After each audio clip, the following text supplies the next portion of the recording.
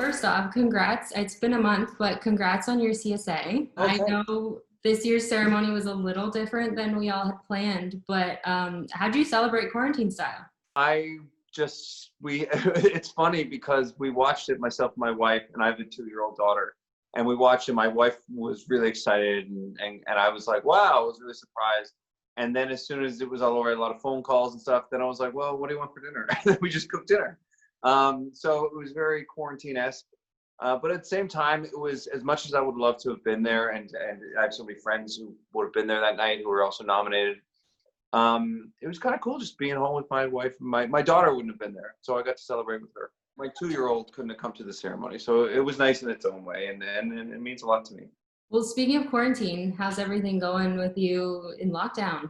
It's weird. You go through every stage of emotion, don't you? Like there are certain days where you're like, it's fine, and then there are other days where you're like, I don't really know what's going on anymore. I don't know what's real. I don't know what news is to believe. I don't know anything. So I'm just trying to spend time with family as much as I can at home, and also be creative as possible. I'm writing several things, and I'm writing with a friend over FaceTime. So it's just trying to be creative, and trying to just live in the moment and be like, that's what's happening. Things could be way worse. And well, I guess you're keeping busy now with your new film, Hammer. How'd you get involved with production? The writer-director, Christian Sparks, is an old buddy of mine. I've known for like 15 years. So Christian called me probably like maybe 3.5 years ago now. And he was like, I really want you to play this role in the movie. And it didn't change too much since then. My role certainly didn't change that much. The script evolved over time, and then it was like, when are you going to shoot? And then it got delayed a bit, because all movies get delayed. And then it just kind of happened. So it happened through our own connection. We grew up in the same kind of film community in Newfoundland, myself and Christian. So we were always close. We'd always run into one another. We always kept in touch, and we always liked the same kind of films and had the same kind of aesthetic. So it really kind of happened in just a really nice way of working with your buddy. What attracted you to the script? I thought it was really cool that it's a crime thriller, but at the same time, I love movies that act like they're a genre, but then they actually give you something more. They're a unique take on a common matter. So you think it's going to be one thing, and then it's kind of something else. And I love that it was this crime thriller, but really it was a story of this father and son. And that really, I really get excited by something like that.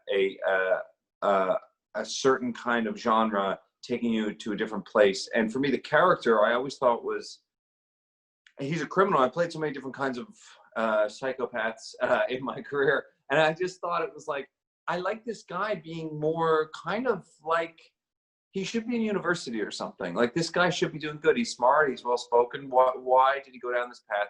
I thought that was more interesting to me than playing him kind of like rough and tumble or anything like that. So I really like that idea of, this is a regular good guy stuck in an extraordinary circumstance. The entire movie was filmed in Canada, both in Ontario and Newfoundland. How was it filming on your own turf? Oh my God, I love it. I love shooting in Newfoundland. Newfoundland is my favorite place to shoot in the whole world. It's because everyone is just wonderful, and they're good at their jobs, and they take pride in their work, and you also have a laugh at them. I mean, I'm very proud Newfoundlander. So there's a certain shorthand, there's a certain sensibility, a certain sense of humor, like everyone has with where they're from. And Newfoundland is so distinct that I love any chance I can get to go back there, and I'm always looking for those opportunities. What was interesting too, because the film, you kind of don't tell it's Newfoundland, but obviously with research, it's Newfoundland. So I found that interesting that they didn't label it that it was where it was. Yeah, and only a portion of it was in Newfoundland. The majority was in Sault Ste. Marie, Ontario. What I liked about, that's another thing I liked about the script, is that we didn't say where it was in the movie. You don't know where it is. You get the idea it's a border town because the first shot of the movie is me crossing the border. But we don't know where. Am I going to the States? Am I going to Canada? It's not really clear. And that also attracted me to the film as well. So there were a lot of scenes inside that cornfield. What was it like filming in large portions of corn? I'm not going to lie, it sucks. I mean, worse things could be happening. I'm very fortunate. But shooting in a cornfield is awful. Like, because those husks, if that's what you call them, they're itchy. They scrape you like over and over. I am a wuss in general, but like, it was actually pretty hardcore. Like, my arms were ripped up at the end of every day because we were running through them. And there's no escape from the sun in a cornfield too. There's no shade. So there's that. But at the same time, cinematically, it works so well because there's no point of reference in a cornfield. So you could be anywhere at all times. You don't know where someone else is. So there's some tense scenes in the cornfields that work so well. So I kind of love set pieces like that work in an atmospheric kind of way. But the actual practical shooting in there was, I've had better days. And then a large portion of the scenes were alongside Will Patton, who plays your father. What was it like working so closely with him?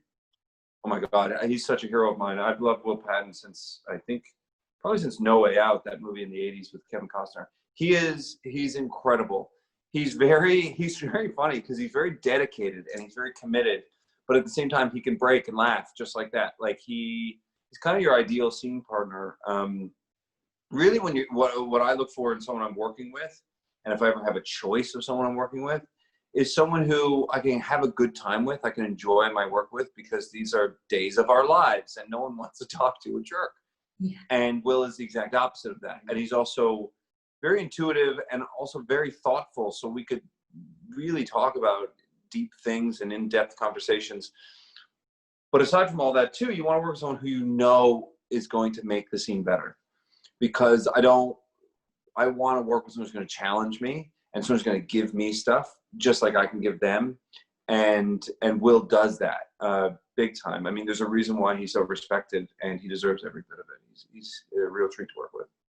And the rest of the cast, it was such a small ensemble compared to other movies. What was it like working as a small group? It's kind of interesting because a lot of the characters don't really even cross over. Like Connor Price, who plays my brother in the film, we don't even have any scenes together.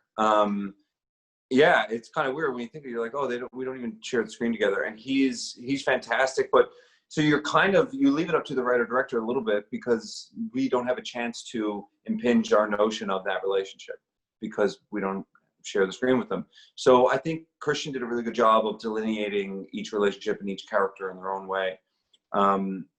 Because there's only so much you can do. I did work with Ben Cotton a lot, and Ben is fantastic in the film. I mean, he's physically deteriorating basically as the film goes on in real time, which was, I think, a huge challenge for him, and he never complained once.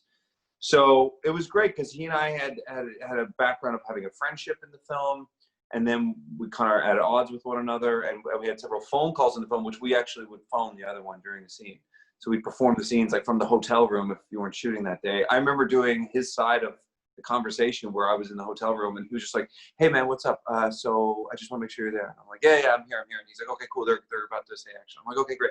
And then he's like, okay. And then it's like, yeah, and action. So where is he? And then he like turns into the character. And it's so funny because I can't see him. I'm just sitting in a hotel room and I'm like, wow, Ben's really angry. But he was great to work with as well. Everyone was great. So when the film ends, we don't actually see really what happens to your character. It obviously ends with Will Patton's character. Where do you think Chris is now? Well, I don't want to give away too much, but I certainly think he's changed by the end of I think that's such a heavy circumstance to go through, what Chris, my character, goes through in the film, that I think by the end he's going to really rethink the way he's been living his life. I'll say that. And finally, last question. I know you said you were doing a lot of writing in quarantine. What's next for you? You've had a great couple of years now. I assume the pandemic's not going to stop you. It certainly hasn't. It has from being on set. But I have a film coming out later this year called Blue Bayou with Alicia Vikander and Justin Chon, who also wrote and directed it, who's wonderful. And I also wrote and directed and starred in my first film as a director, first feature as a director.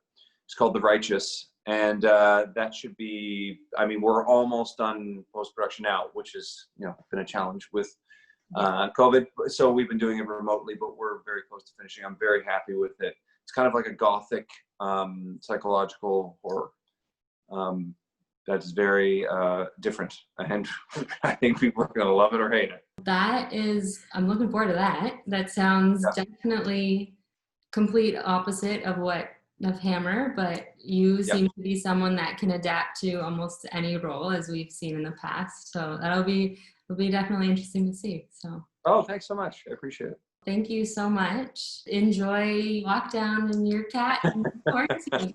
You too. Nice meeting you.